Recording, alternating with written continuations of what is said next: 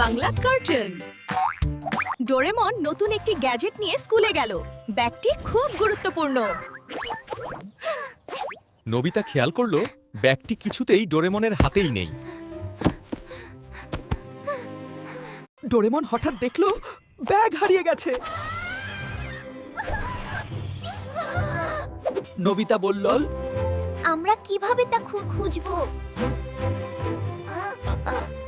Doraemon বলল, যে কেউ এটি পেয়ে গেলে বিপদ হতে পারে।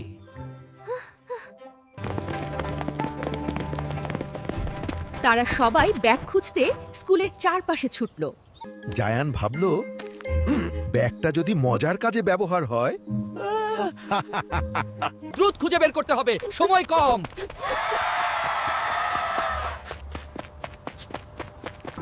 নোবিতা প্রথমে ব্যাগের গন্ধ অনুসরণ করলো।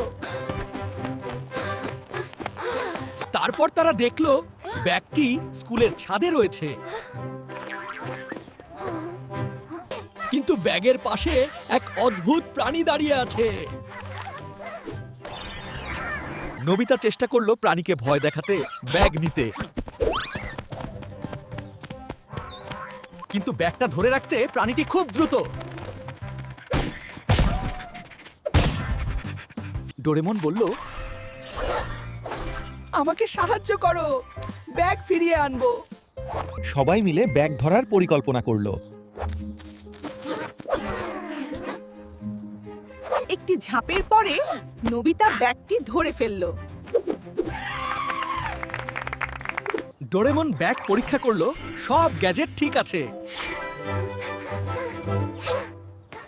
সবাই খুশি হয়ে বলল, সত্যই এক দারুণ দল। নোবিতা শিখল ব্যাগ হারানো মানে শুধু খোঁজা নয়, দলগত চেষ্টা গুরুত্বপূর্ণ। ডোরেমন হাসল, সতর্ক থাকলে সব সমস্যা সমাধান সম্ভব।